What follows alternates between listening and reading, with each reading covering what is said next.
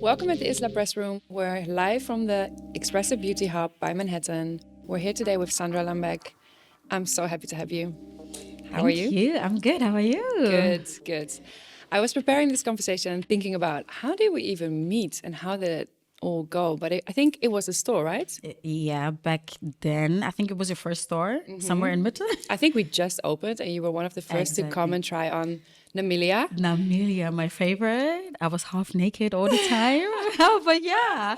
And That's it's how so we met. funny because we got on kind of straight away, and I don't think I realized how known or successful you were. Oh, thank you. And I think we just kind of bonded and became friends. And then we started traveling, and we would go to different cities, and people would come up to you, and I was like, "Deb, she's really known. She's because you have followers, of course. I wasn't like naive to that, but then you were a child star from young, and I don't think I clocked that from the beginning. Very young. I think when we met, when was that? 10 years ago? Like kind of, Almost, because yeah. I'm 32 now, and I think we Nine, met. 8 years, yeah, when we just started Islam. Oh, okay. So Yeah. let's say 9 years. Yeah. That was the peak, I think, of my career because I just came out of TV, and then was I living in Cologne already? Yes, I think. I can't remember. Yes, I think because I was dating Nella back then, and then I think we also came to the store together, and yeah, that was the peak of my career, and yeah, that's how we met, and yeah, thank you again for inviting me Yeah. to get some free Because- stuff. No, it's funny because we never really worked together. And I think when we launched the press-ons, which I'm also just gonna talk about in a second, but when we launched the press-ons, I think you were like, why didn't you include me in your campaign? And I was like, I would never, because you're my friend, first and foremost, you're my friend, so I don't ever want to make you feel like you should, or I want you to, push my brand or... No, and- but it's not even about that. I feel like I support my friends, and I would know. have done it for free. I know, I know. Just to be on the pictures, and a win is a win. I have images. you I can know. promote your, I know. your business, and yeah, next time. So no, but that's why you're here today, because I Yeah. was like, you know what, I'm you. gonna have her for the podcast this round. Thank you. So we're here today to apply these press-ons. I mean, you've used them before. I've seen I them on you, right? did. Oh, you want the green ones, right? But then again, yeah, I want the green ones. Yeah? I mean, it's square now, so maybe something a bit more. As you. Yeah, let's do these. Yeah. Oh, funny. We went for these yesterday as well. Yeah, yeah. I think it's a very They're cute. Yeah. So usually we would glue them on, but I busy have- girl lives. We haven't had time to remove these, so we're gonna stick These them on. are a mess right now. So yeah. But we have a solution for everything. What we're going to do is we're going to use the sticky tab. So they come always with glue, which is a bit more durable, but they also come with these sticky Yeah, tabs, which I are know great that. for like a shorter period of time. Yes. So yeah, let's get into it. So what is actually your usual nail style? Because today you're a bit boring, I have to say. First of all, put some respect on my nails. Usually, what do I go for? I think right now, since I'm moving, I just moved, right? I like it short and simple. I feel like it goes with everything. But there was a time where I had like these super long, square, some kind of design. But yeah, I just like simple things now. I'm a simple girl, I guess. You're everything except for a simple girl. Ich kann nicht mehr. No, but aesthetic definitely has changed, I think, for all of us over Yeah. time. I don't know if it's like trends or also getting older. Yeah, I think it's the getting older part. Just the more convenient, not thinking of these type of things too much. But yeah, no, I think the other ones, the wider ones. No? Yeah. Yeah. Oh, sorry. Do you Sorry. want to do it? Sorry. See, this is also one thing of me. I can't let go. Yeah, so tell us a little bit about like what you've been up to, because you are a woman of many things. Like you wrote a book, you are known from like a TV show. First of all, I wrote 2 books. Excuse me, yes, I'm aware. Right? I have I'm aware. a biography, and then I have a kid's book, called Super Nairobi. Then I have the biography called Für dich nehme ich kein Blatt vor den Mund. Written Which, for, by the way, yeah. I'm half through No in way. German. Yes. No way. Yes, this is my first book I read in German. How is it going? Actually, I'm really enjoying it, but only you can make me do this. Just Crazy. saying. Just Thank saying. you Yeah. for supporting. And so I wrote this book so both books I wrote for Nairobi. for her to have something. For who doesn't know, Nairobi is your daughter. Nairobi's my daughter. Yeah, 4-year-old daughter. And yeah, for her to have something if I'm gone. Oh, don't say that. I mean, that's life. Yeah, That's part true, of life, true, right? True, Yeah. True. Something that she can, read all the time. Yeah. If she feels like it. So yeah, that's what I do. And I had a podcast myself, 90s Babies, with my best friend, Eileen, who just moved to the United States. She's there, and I'm planning on, doing a second season next year. And then apart from that, I do content creation, mostly, and beauty, fashion, lifestyle, traveling a lot. By the way, I'm going to Tokyo in 2 weeks. Yes, I'm going to be in Tokyo. Oh, sick. Boy, you need Yes. to tell me more about that after the recording. But no, I want to talk about, like, you've evolved a lot. Like, from, it started off as, like, a child actor. Can I say that? Actress? Yeah, I guess. Into, like, content creation. But also, like, I think as time passed, your work started getting more and more depth, I would say. You think so? Yeah. I feel like I'm so super private. Back then I shared everything, even going to the toilet. I feel like now it's just more sort of, business, you know? Yeah, but wouldn't you say that it's a bit more, everything has a bit more depth to it at the moment? No, surface level. Still? Yeah, I think. I mean, you wrote a whole book. I wrote a whole book, but I feel like I can be deeper, You want to?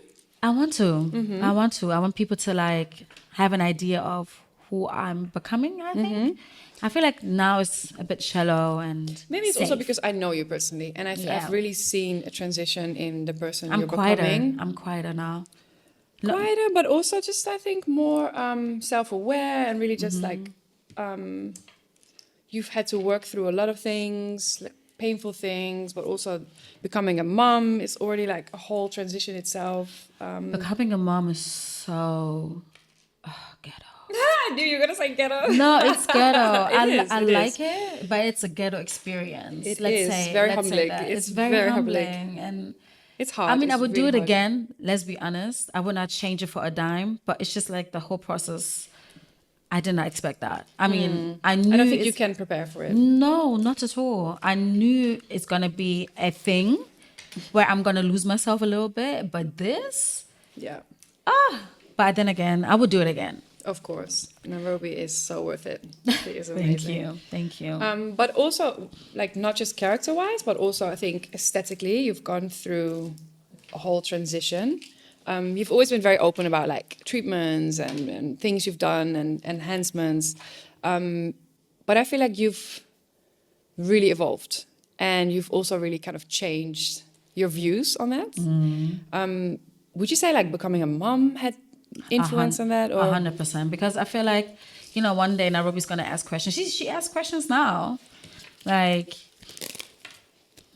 even pointing to my bum, like, "Oh, mom, your bum is so big. Yeah, it's so jiggly." I'm like, "Thank you, I guess. I don't know." And at some point, I'm gonna have a conversation with her, like, "Hey, yeah, I had surgeries, and I don't know. It's just uncomfortable. I don't know. I just should have stayed natural."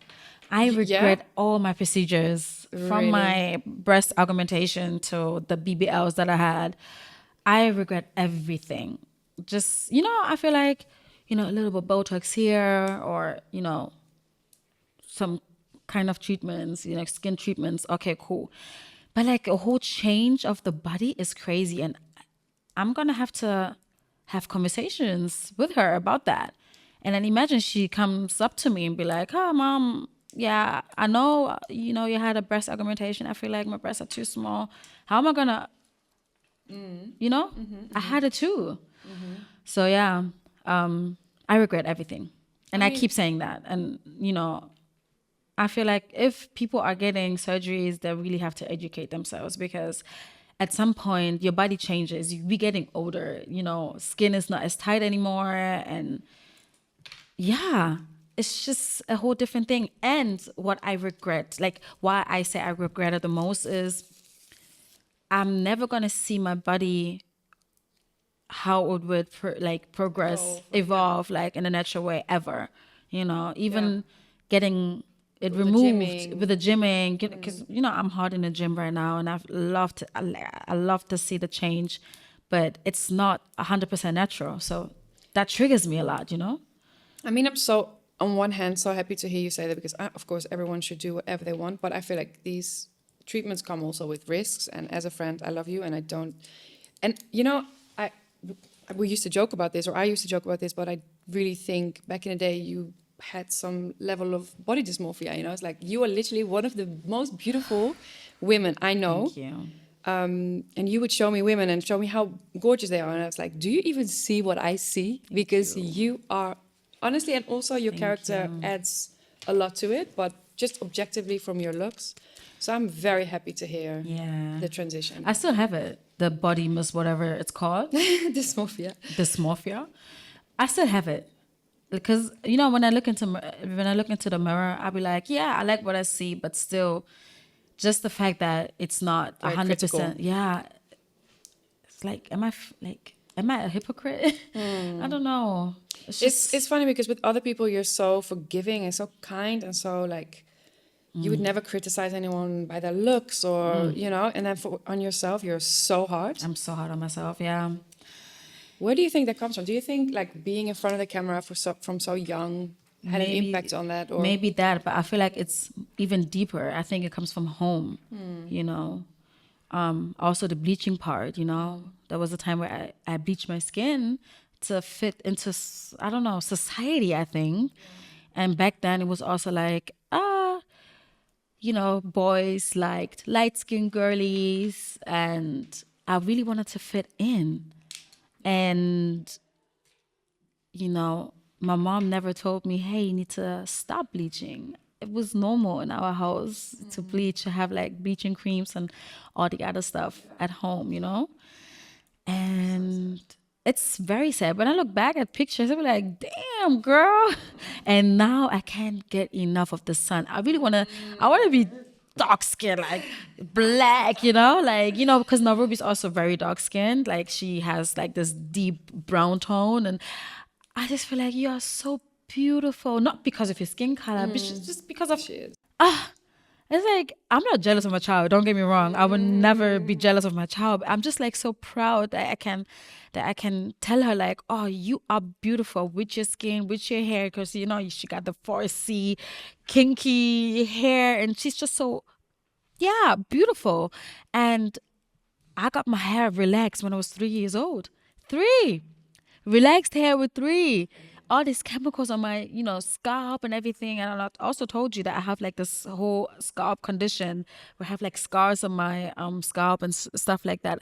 And I'm just so happy that Nairobi doesn't have to go through that, you know? And yeah, and also I feel like, you know, with time goes by, people are more acceptance. I was going to say, it's also a generational thing, and we're finally coming into better times when it comes to natural beauty. Exactly.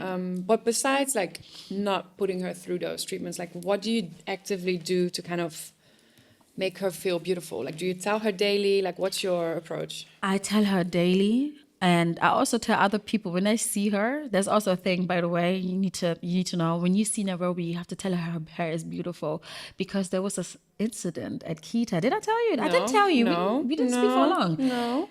So there were 3 kids sitting on a bench. I'm getting mad. Do you know how much I cried? Like, this was so bad. There were 3 kids sitting on a bench, pointing at her and laughing at her. And I said, because I was there, I just dropped her off, and I said, oh, why are you guys laughing? Yeah, Nairobi's hair looks funny. And I was like, wait, what? Why? Yeah, it's just funny. And Nairobi didn't want her to go to Keto, obviously. And I was like, no. So I made this whole thing. I wrote the parents of the kids, like a Were private. they from our Kita or from her group. Wow. And I wrote a whole text, like, because we have these WhatsApp groups, right, with all the parents, and I wrote a whole text. Mind you, okay, going back, I left Kita. I was so overwhelmed. I had to park my car, and I just cried for like half an hour. Called Tani, a friend of ours, called her because she has this, she did the whole anti-racism training, as like, you know. I called her, told her the story, and she was like, okay, calm down. We're gonna write a text together, what you have to say to the parents. And wrote the parents like separately. I said, hey, you know what? I went through racism. I grew up with that. It's not okay for your kids to laugh at my child because of her hair. So I have this thing now where I tell other people when they see Nairobi, it doesn't matter what hair condition they have, she has, if it's an afro, if it's braids, tell her her hair is beautiful so she knows her hair is beautiful. It's so bad. Horrible. I'm surprised because our kids go to the same kita and usually they're pretty good in They're there. pretty good. And I feel like, she struggles with her hair because I don't want to say hard to maintain, but It's more work than others. it's more work than others. And she really goes through it. Yeah. Like, it's really hard for her because she has I mean, this you always kinky- make sure that she looks fab. So there's a lot of It's effort a lot of going into it. Yeah. loads of effort, but I want people to, like, when they see her, just compliment her on her hair, so she knows her hair is beautiful in every condition, whatever has that she has. But her hair always looks beautiful. Thank you. I'm doing my You best. are like. It's just so bad. So yeah, that's what I do. I tell her her hair is beautiful, and and I have a lot of books because of hair. And yeah, that's what I do. I'm so sorry. It's okay. It's just How like did the parents respond? Like, they were very sorry. They also came up to me, be like, "Hey, let's talk. I'm so sorry." Usually we, teach our children that it's okay. Like, we have different ethnies and, backgrounds, whatever. But still, it comes from home most likely. These type of things that come from home. And I don't do that to Nairobi. I always compliment her. Oh my God, you have such long legs. You're so beautiful. Like, baby. this poor girl. How did she feel afterwards? Was she okay to go back to Kita? Or? Kids do forget. But, growing up, it will mark them at some point. Yeah. For her, it wasn't as bad as it was for me. Because obviously I saw myself in that position. Yeah, it triggered a lot of It trauma. triggered, Yeah, of course. It triggered a lot of things, and for her it was okay, But now she got her hair done 2 days ago. She looks super cute again. She has like these cornrows and with like long, a little, fringe here, and she feels so beautiful. Her attitude changes every time she does her hair. So yeah, that's that. Baby. It's okay. It's okay. No, but in general, like, I actually had a experience where Ace was kind of bullied the other day in his new school. And that was not even based on the color of his skin or hair or whatever. So I can only imagine how painful as a mom. That's horrible. It's like, your kids are your weakest spot. In German, I say, sie ist mein Endgegner. Like, as in, when I see her, I see me, I see myself. Like, and it's like, mirror, yeah. It's like, But then again, I'll be like, I want to be the best mom I can be for her. The best person I can be for her. Nothing else matters. But it's hard. That's what I'm saying. There's external factors that you can't control. That's what I'm saying. If you want to become a mom, you need to be aware of all these type of, obstacles that can, people put in your way, in a way, So yeah. Oh my gosh, I'm so sorry. It's okay. It's okay. Ghetto. This is what you meant. Being a mom is ghetto. Yeah. That's what I mean. That's what I mean. Being a mom is just like, I enjoy it. Like I said, there's so many moments where you be like, my inner child, like, comes out, like, playing and all these type of, also the conversations we have been having. So that, whatever you like. But then again, it always has like two sides, Yeah. Yeah. Ooh, how to, move on from this. Yeah. Let's just bring it back to superficial beauty. Kind of It's lighten the okay. mood. It's lighten the okay. mood. Yeah. In terms of like those moments when you don't feel yourself, or how do you kind of get yourself out of that? That's a good question. How do I say? And it's also, I think, something that people really don't expect from you. If you don't know you, you look at your Instagram, you must think, this woman, she has it all. The looks, the career, Lately, it has been hard because also, like, I'm going to come back to the question because, social media is just so draining. It can be draining, and also how many likes, how many comments, like how many shares and stuff like that. That really like it does a lot. You know, I can also feel like it affects my mental health a little bit. And sometimes I just I need a break from that.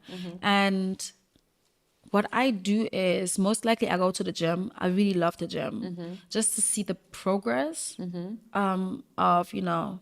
Actually, I think you got me into gymming, wasn't it? Like heavy, because you were weight running, training. right? I was like doing yeah. the whole preparing for the marathon, and I did work out a lot, but I didn't really weight lift. Yeah. And you really the took me weight lift. there. Yeah, the weight lift is like I can feel my depression leaving my body it's once true, I, you know, it's do true. the squats Yeah, it's and true. you know the RDLs, and like it really helps me. And what else? I like to get my nails done. I like to do like small stuff, you know, just to feel like I got my life together, kind of. Like, you know, getting my eyebrows laminated, or You love a good beauty treatment. I love a good beauty treatment. The other You day, always know the latest and the newest. I love a hydra facial, you know. I want to do the Lux DNA, the Lux sperm the kind under of thing. your eye thing. I don't know. It's just like a skin treatment. I don't know. I want to do that. I do laser, like hair removal laser. Yeah, all these type of small treatments, they do kind of help. But as I said, I feel like the gym is the place if you really want to, like, you know, get off steam, tone your body. The gym. That's my remedy. Yeah. Yeah, healthy. Healthy. Way to cope. Yeah. Then one of my favorite topics, dating. Ghetto. Ra-ta-ta-ta. Dating is so ghetto as a mom because you have to. You cannot just bring any man or any person around your child. You know what I mean? And But even to get to that point, how where do you find men? exactly that's Where- one. where But do you- also, where does someone like you find a man? Because I can imagine you're very intimidating for a lot of men.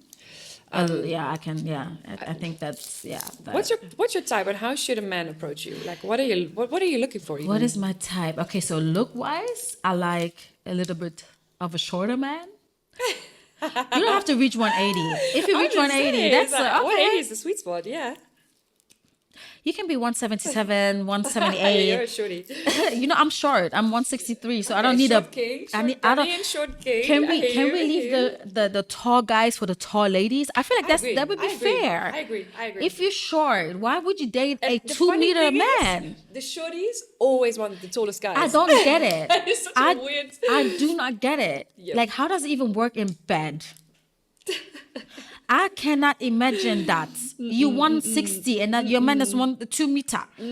How do you do that? It's so funny. Okay, Yeah. but Okay, let's put it so, aside. yeah. Okay, I like a Short, shorter man. I like men from Ghana because I'm Ghanaian. I'm from Ghana, so I like my Kumasi boys. Yeah, that's what I like, and I think I have a thing for men with bald-headed men. I think they're cute with a little beard. Do you but you also like the dead bods. the what? The dead bods. I don't know what that Like is. a dead body? Like a dead? Dead body, You like the a little bit chunky kind yes. of, not Not anymore. big, No, but a little but bit like a little yeah, bit, yeah, yeah. a little bit, fleshy. flesh, I remember. a little bump, a little bump. Ah. But to be honest, character. 100%. Character, I can tell. Like, you don't have to be my type. You can also be, I don't know, Energy. what Asian. Like, I don't know. But if your character, like your character makes it. But not So necessarily even. funny, man. You're not so into... I when you say think I character? would love to date a funny man. Someone that can make me laugh, but not like a, how do I say that? Like a goofy man, but not Not a clown. a clown. You know what I mean? Someone that can crack jokes like naturally like Witty. schlagfertig auf Deutsch. You know? Schlagfertig. Like, when someone has a slick mouth and can, talk back. I like that. So how these men, how do they approach you? How should they approach you? With a joke. That would Sliding be into your DMs or what? sliding into my DMs. Or how? Come up to you on the street? Like, I would like to date a friend of a friend or something. oh, yeah. You know, like in a friend group type of situation, introduced or by a friend. like a cousin of a cousin or a brother of a brother. That would be nice. You can slide into my DMs, but it has to be. You have to come correct. Important, yeah. Hey Sandra, how you doing? I saw you at this and this and that, and I really think you are an attractive woman. It's so easy. It's so It could be easy. so easy. It could be is so easy. Yeah, it could be easy. And yeah, I saw you, and I don't know if it's appropriate to ask, but you know, I would like to take you for a matcha date or a coffee. That's how easy it could be. Hey, yeah, That works for you, much of yeah. that? Looking forward to your answer, and then please keep your profile open so I can scroll through it so I can see, you know. So if it's through DM, I mean nowadays everything is through social media, I guess. But if it's in real life, You don't just- really club much, but I don't if club someone sees you out, they can my come man up to is not you. in the club. Nah. My man is not in the club. I'm not doing that. Popping bottles and be like drunk. No. I also think with me now, I need someone who really works out, like a very healthy lifestyle type of thing. Yeah. You know, I hear it. You get what I'm saying? Yeah. Someone that takes care of themselves, like mentally, physically. Yeah, you can be a little bit chubby, but you have to you have to be like a little bit trained. Yeah, you know what I mean? Someone that has routine in their lives, wakes up at 7 a.m. You know, get ready for the gym or for work, and then goes to the gym afterwards. Like lifestyle, I have to say, it has to match. You know. I think it's funny because I have amazing female friends, and most of us are Single. but also very dry phones. Not just single, but you would think women like you, women like some of my other friends, No.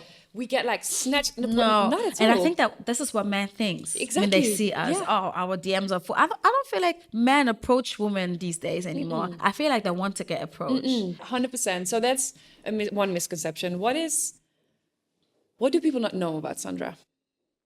I'm very kind and sweet. I have a People good. know this, no? No, people think like she's feisty. She she has a life together. I don't have my life together, guys. I don't have my life together. No. I'm just a very kind person in my heart. Like I have a very soft heart, and I care for my people. I do a lot for my people, you know. I don't think people know that. I don't think people would assume that because, like I said, I'm kind of private, you know. But yeah, that's I can me. Confirm. Yeah, 100%. Yeah, I like nice things.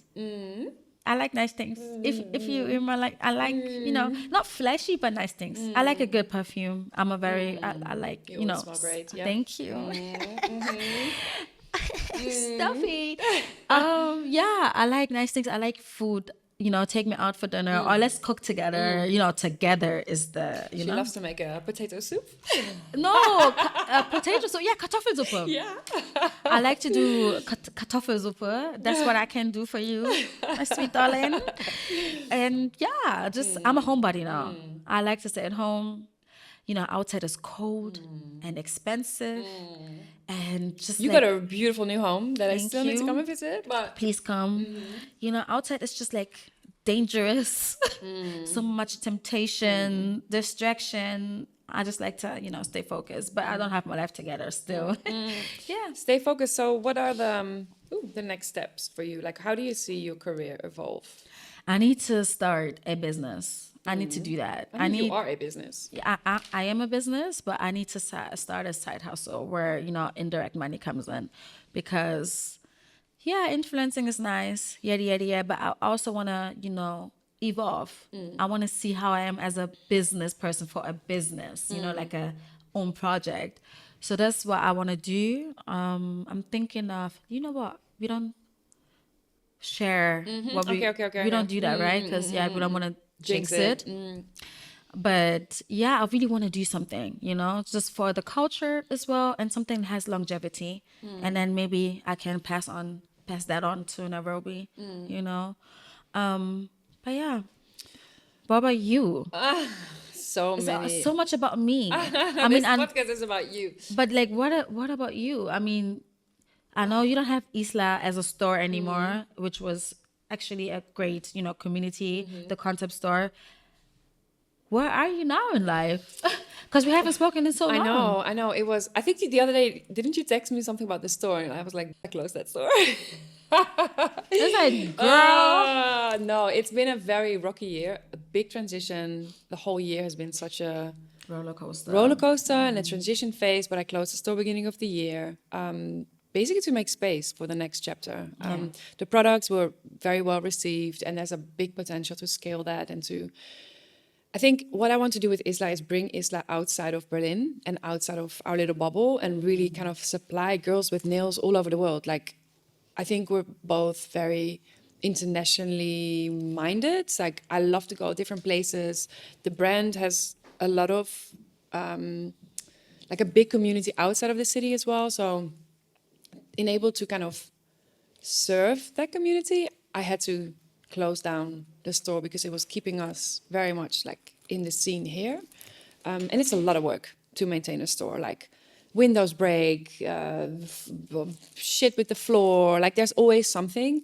And at some also point, the supplies, like all the, the glues and the this and the that is a lot, right? And we started off like super small, and then at some point it just started feeling like nail factory, And I never started the brand or the shop to be that, to